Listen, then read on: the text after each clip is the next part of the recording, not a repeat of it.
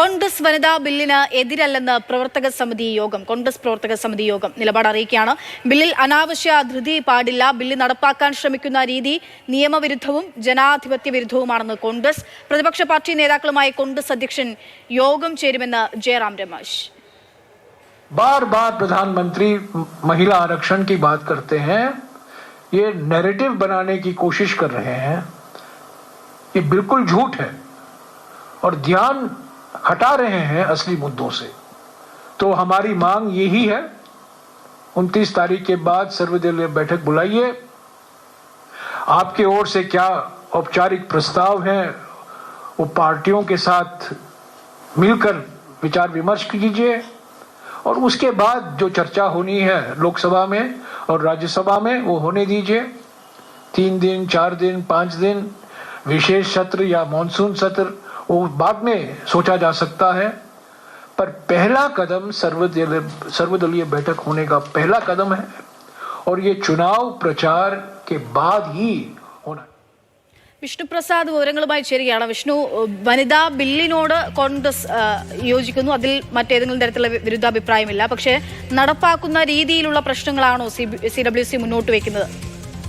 പക്ഷേ തീർച്ചയായും, കാരണം വനിതാ ബില്ല് എന്ന ആവശ്യം കോൺഗ്രസ് വളരെ നേരത്തെ തന്നെ മുന്നോട്ട് വെച്ചതാണ്. പക്ഷേ ഇതിലൊരു പ്രശ്നം എന്നത് ഇപ്പോൾ തെരഞ്ഞെടുപ്പ്, വിവിധ സംസ്ഥാനങ്ങളിൽ നിയമസഭാ തെരഞ്ഞെടുപ്പ് നടക്കുകയാണ്. ഇതിനിടയിൽ ഇത്രയും തിടുക്കപ്പെട്ട് എന്തിനാണ് ഇത്തരം ഒരു ബില്ല് അവതരണം എന്നാണ് കോൺഗ്രസ് ചോദിക്കുന്നത്.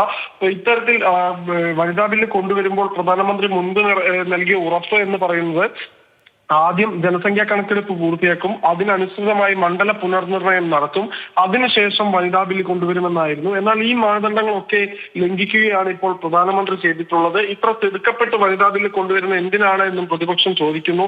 അതോടൊപ്പം തന്നെ ഇന്നിപ്പോൾ കോൺഗ്രസിന്റെ പ്രവർത്തക സമിതി യോഗം ഇന്ന് ഡൽഹിയിൽ ചേരുകയുണ്ടായി. ആ ചേർന്ന യോഗത്തിലെടുത്ത തീരുമാനം ഈ വിഷയത്തിൽ വനിതാ ബില്ലിനെ പൂർണ്ണമായി എതിർക്കേണ്ടതില്ല, പക്ഷെ അത് നടപ്പാക്കുന്ന രീതിയെ എതിർക്കാനാണ് കോൺഗ്രസ് തീരുമാനിച്ചിരിക്കുന്നത്. ഇനി പ്രതിപക്ഷ പാർട്ടി നേതാക്കളുമായി എല്ലാം തന്നെ ഈ വിഷയം ചർച്ച ചെയ്യും.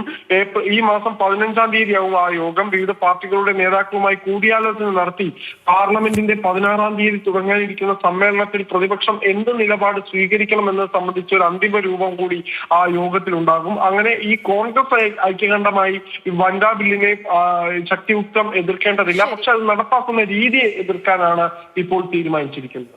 വിഷ്ണു പ്രസാദാണ് വിവരങ്ങൾ നൽകിയത്. എന്തായാലും വനിതാ ബില്ലിനെതിരല്ല കോൺഗ്രസ്, അത് നടപ്പാക്കുന്ന രീതി അത് ജനാധിപത്യ വിരുദ്ധം എന്നുള്ളതാണ് കോൺഗ്രസ് മുന്നോട്ട് വയ്ക്കുന്ന പ്രധാന വിമർശനം. എന്തായാലും മറ്റ് പ്രതിപക്ഷ പാർട്ടി അംഗങ്ങളുമായിട്ടൊക്കെയും ബന്ധപ്പെടാൻ ഇപ്പോൾ തീരുമാനിച്ചിരിക്കുന്നു. CWC യോഗം AICC അധ്യക്ഷനായിരിക്കും അവരുമായൊക്കെയുള്ള ചർച്ചകൾ നടത്തുക.